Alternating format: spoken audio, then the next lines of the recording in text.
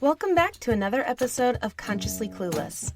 I'm your host, Carly, and I'll be your guide on this journey from consciousness to cluelessness and back around again. Thanks for joining me for another Sunday solo episode. Whether it's Sunday night and you're gearing up for your week, Monday morning and you're on your way to work, or whatever day this podcast has found you, I'm really glad you're here. This podcast is supported by showThanks. Thinks are washable, reusable period underwear. They look and feel just like normal underwear, but better. Every pair of Thinks is made with their signature innovative technology for the ultimate period protection.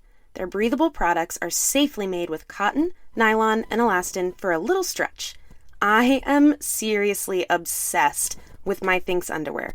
They have changed my periods. Try them yourself or get someone the best gift ever with a sweet little discount code. Go to showthanks.com/Carly for $10 off your order today. Again, that's showthanks.com/CARLY for $10 off your order. Try Thanks today. So, keeping with the theme of my favorite holiday, Halloween is coming. I wanted to shift the focus a little bit this week and talk about some sustainable things you can do for Halloween.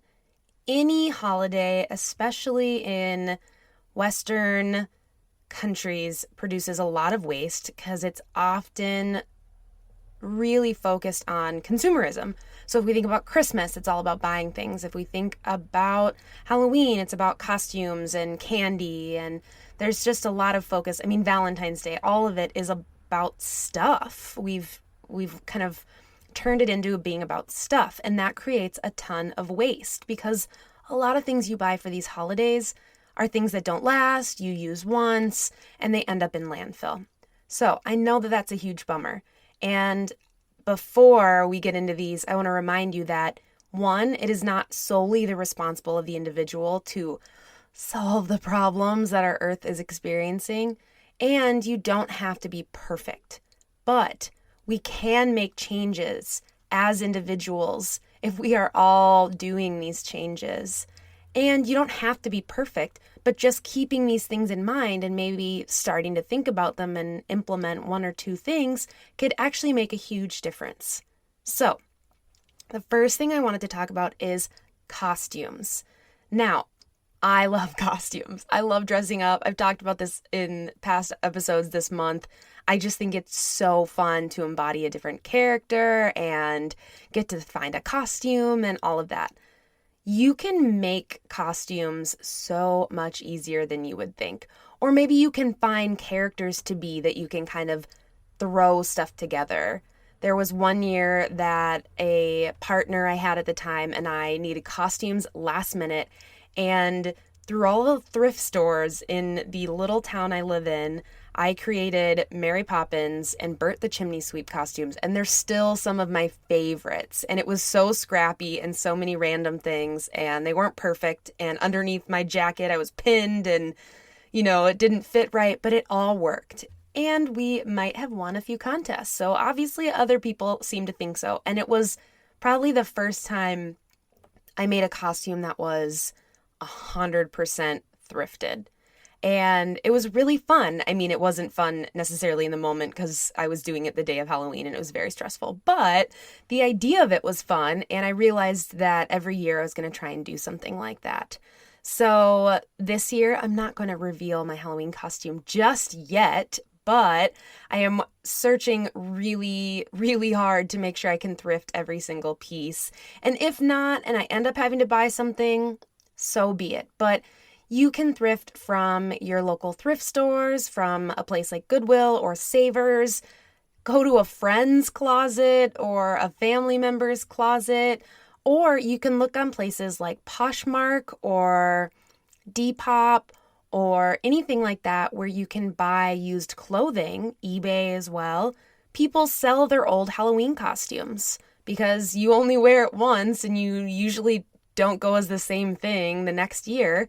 So find a costume that somebody else wore once and make it work for you and start Of course, shopping a few weeks ahead of time because it doesn't come overnight like Amazon, but it also is a much more sustainable way to kind of find a fun costume. Another thing that always happens around Halloween, of course, is carving pumpkins, making jack-o'-lanterns. I love doing this as well. Grew up doing this every year.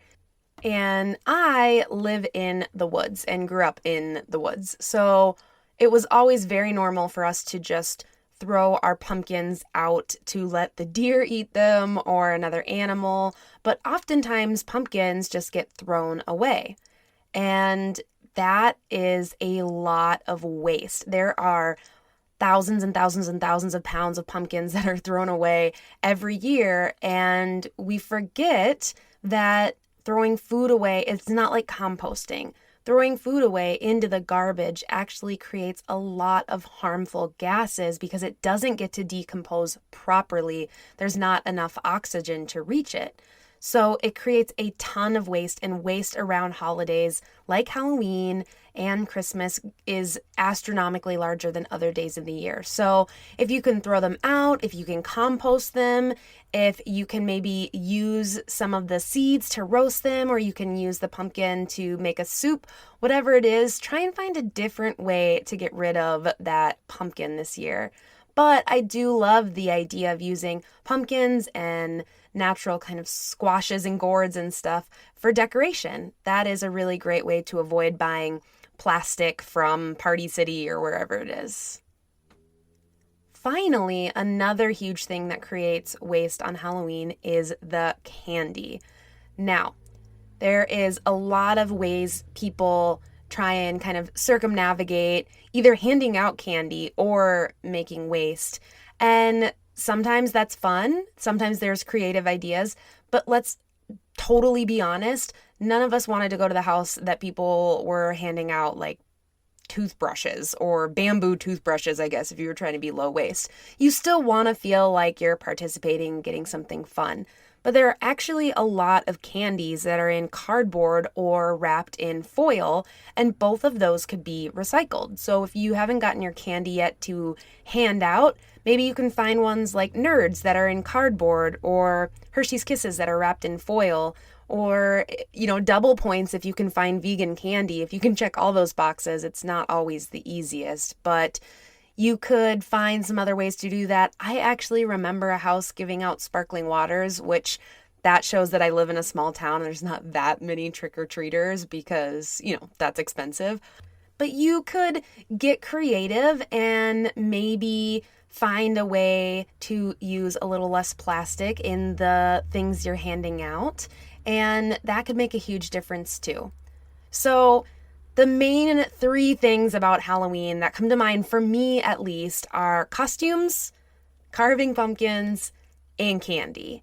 And all of those are actually pretty great ways to kind of practice being a little bit more mindful about our choices and how they affect the earth. They're, pretty low stakes. We can find costumes on all these different places. We can throw a pumpkin into a compost, maybe. We can find different candy. Even at Target, maybe, you could get a big plastic bag of Nerds that comes in a box, or it comes in the little boxes.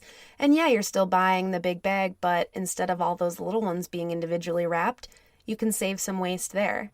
So I hope that this inspired you to kind of think outside of the box and think a little bit more sustainable with your holiday.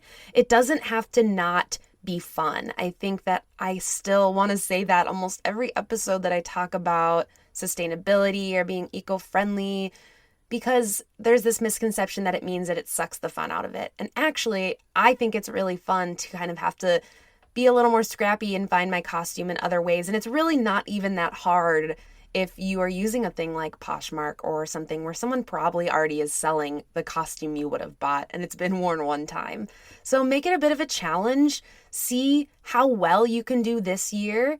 And again, don't strive for perfection, but just see what you can do. And then maybe you learn some things and next year you get to do a little bit better. Or, my favorite part is when someone says, "Oh, I love your costume," or "Where'd you get that?" And you get to say and kind of share, "Oh, actually, I found it by thrifting." Or maybe someone said, oh, I really love this. This is my favorite candy. And you're like, yeah, I was trying to find something not in plastic. So oftentimes, not only are you doing something that's really beneficial, but it is having an impact because people are seeing it and then you get to share about it. And that's even more fun. And that's the domino effect right there. Thanks for listening to another episode of Consciously Clueless. If you enjoyed this episode, hit subscribe wherever you're listening. If it's on Apple Podcasts, leave a 5-star review and you could be read on air as a review of the week. If you haven't yet, head over to patreon.com/consciouslycarly. Check out the growing community over there. I would love to have you join us. And finally, if you're needing a little bit of a self-love boost, go check out the 7-day self-love reset course on my website at consciouslycarly.com. Until next time.